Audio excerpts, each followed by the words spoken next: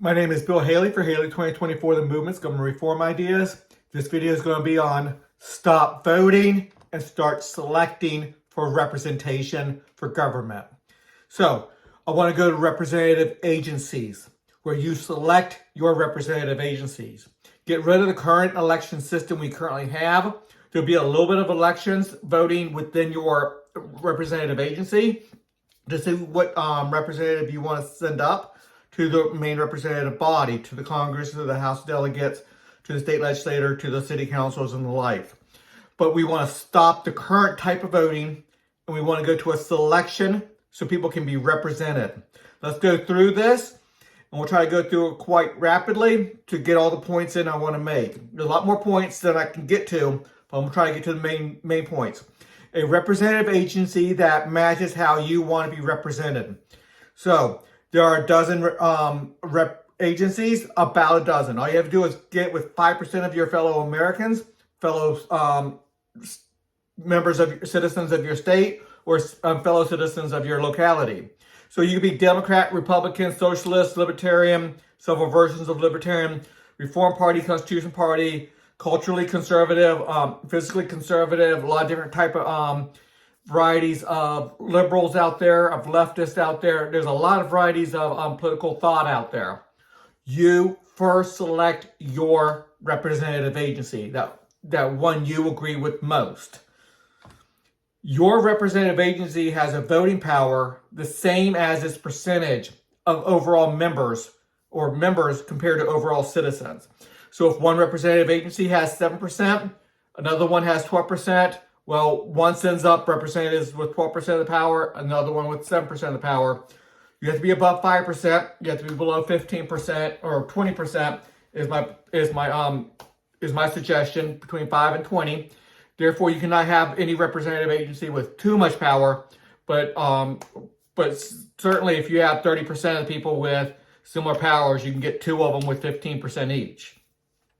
That are similar, but all representative agencies has the power based off the citizen. When a citizen moves representative agencies from, let's say, one that agrees with the Heritage Foundation to one that agrees with the Brookings Institute, I know that's a pretty strong move, but let's say Republicans to the Heritage Foundation or the Heritage or the Brookings Institute to the Democrat Party is if you move one to another. One representative agency has less power, the one you go to has more power. So a representative agency has between 5 and 20% limitations. That's just my suggestion. But the system will allow smaller groups to merge together and send representation of smaller percentages. So let's say you get 3 or so groups with 3% each, or two groups with 3% each. They can merge together. And they can send representation, 3% with this representation, 3% with that representation. So it can happen, but that 5 to 20% limitations are important for a lot of reasons I can't get into right now. It's just we don't want so numerous that people can't know who they're being represented by. You can select your representative agency and forget about it. So let's say you don't want to get into the internal voting.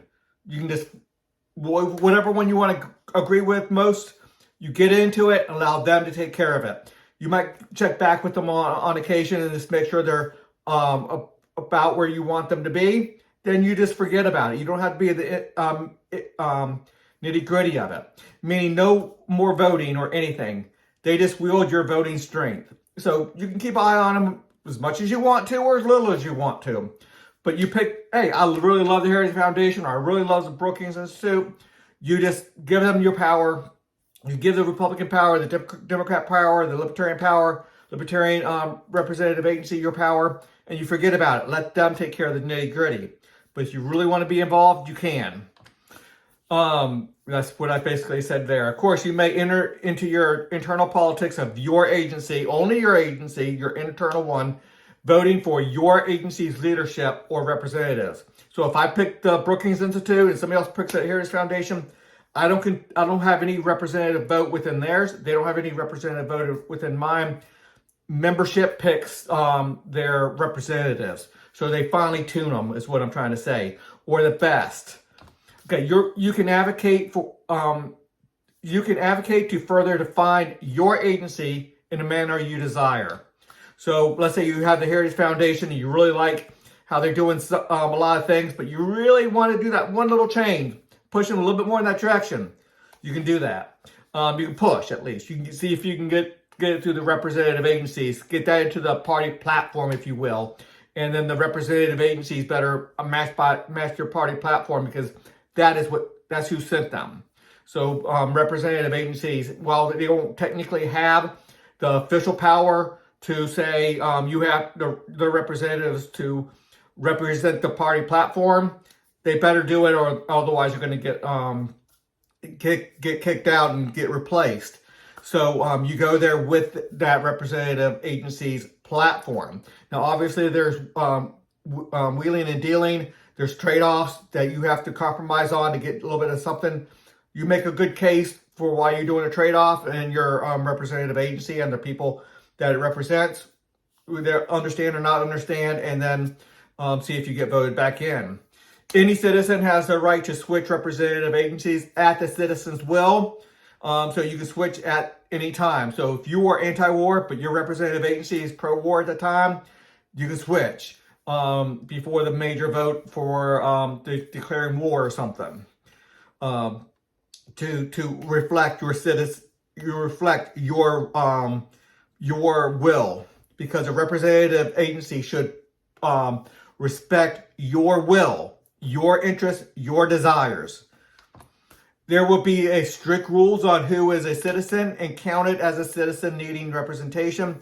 So just like it is now, to some degree, we don't do it nearly well enough right now. Citizenship and the like.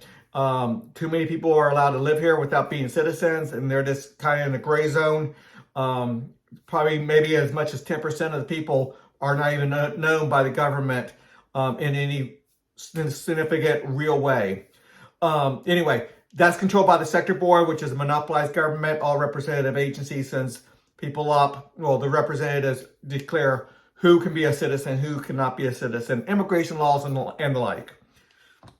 Every citizen pays membership dues to their representative agencies. This is not like a poll tax. This is, to be an American, you have to pay taxes to contribute towards the military. You have to pay taxes to contribute to everything else. The rule of law, prisons and police and the like.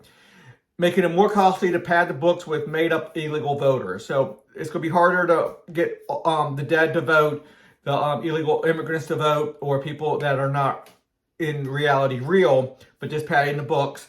And there's a lot of ways to do voter fraud. So every citizen, the representative body will make the rules on who can become a citizen.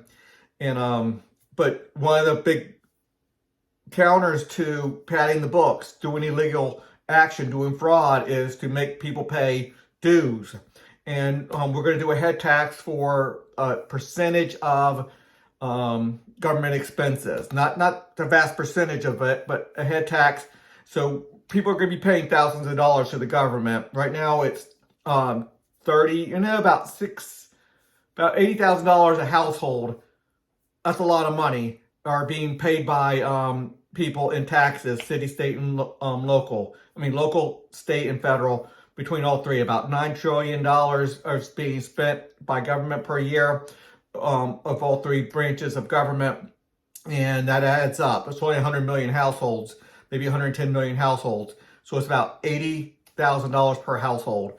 So it's a lot, but the head tax is probably going to be getting up there to about $5,000 to $10,000, depending on a couple factors.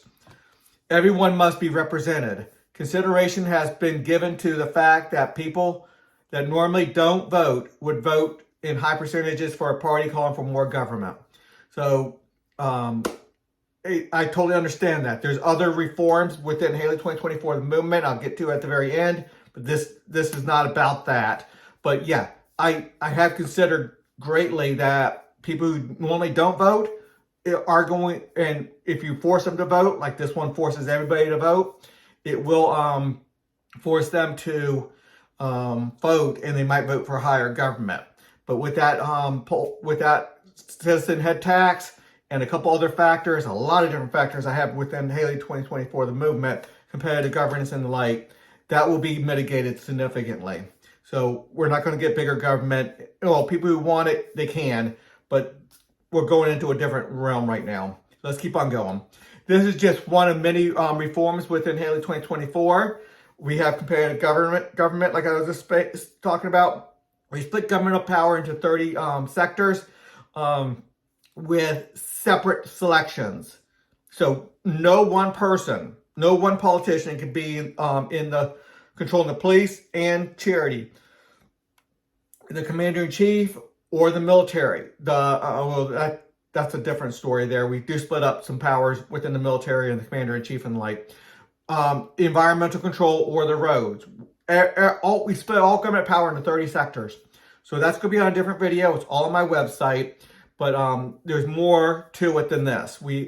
This representative thing, the selecting, will be per 30 sectors. But that'll be explained in a different video. Okay, let's go here. Everything's at haley2024.org. Please consider a donation to the movement, and hopefully you understand it. Look more at haley2024.org for more reforms. Until the next video.